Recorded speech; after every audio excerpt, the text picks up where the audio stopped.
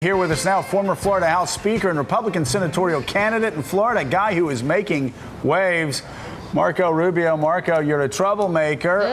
We're hearing reports naughty. Conservatives are suggesting that Charlie Crist drop out of the race. What's going on down there? Well, first of all, good morning, and thank you for having me. I think what's going on is that people are tired of apologizing for their principles. They're tired of being told that they have to water down their message and somehow change who they are in order to win elections. It's not true. The fact is that the center-right political thought is the mainstream of America, and people are tired of being told that it's not. Is Charlie Crist watering down his beliefs to get elected?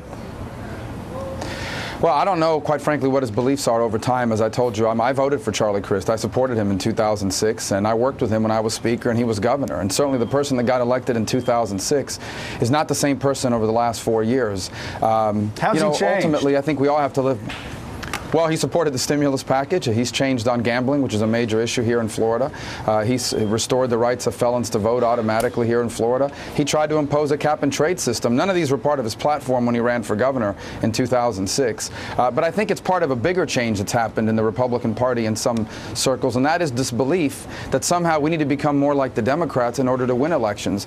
My view is there is already a Democratic Party. For Americans that want more government involvement in the economy, they already have an option on Election Day. It's called the Democratic Party.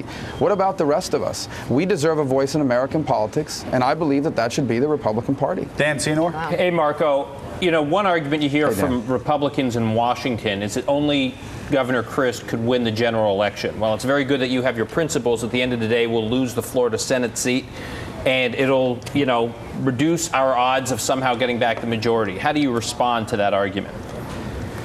Well, first, it's not true. Rasmussen, one of the most prestigious polling houses in the country, just recently did a poll that showed that I beat the Democrat by more than Charlie Crist does, and that just came out a week ago. But the second thing that implies is that somehow center-right conservative Republicans cannot win in a state like Florida, that somehow the only way a Republican can get elected is to water down their principles. I disagree with it, and quite frankly, number one. And number two, I think that's the wrong message to send the vast majority of Americans who are on our side on these issues. You know, Marco, Jeb Bush and Charlie Crist have had a rough relationship.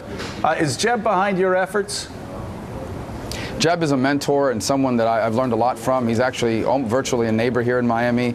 We haven't talked about him supporting me right now. I hope to earn his support. He's certainly a voter here in Florida, but that's a long ways off. You never talked about Jeb Bush supporting you? I mean, from afar, it looks like a proxy fight between Jeb Bush and Charlie Crist, and you've never talked about Jeb supporting you? No, I've never asked him to support me right now. I know his sons are supporting me, and that's great. And as I said, I hope to earn his support, and I hope that will happen. But it's not anything that's happened so far. Did Charlie Crist get knocked upside the head so hard by the collapse in housing values in Florida that it just rattled everything inside his brain? Because I remember liking him when he was running, and thinking, gee, here's maybe a future face of the Republican Party.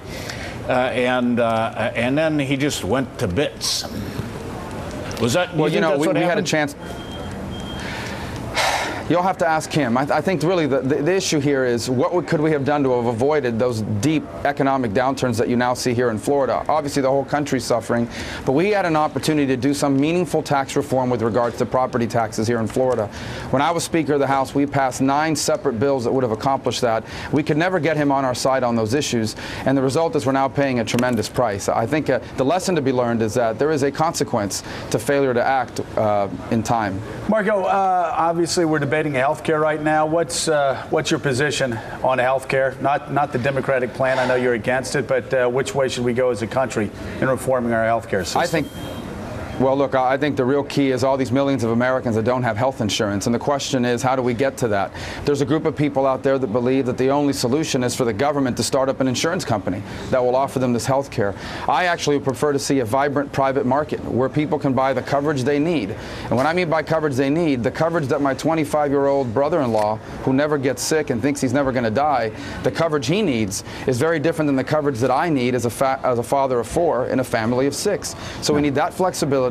We also need to pay different. I probably need to pay more for insurance than he does because I have more comprehensive care. And the key is, can we get this insurance independent of our employer, the way I buy my auto insurance and my life insurance?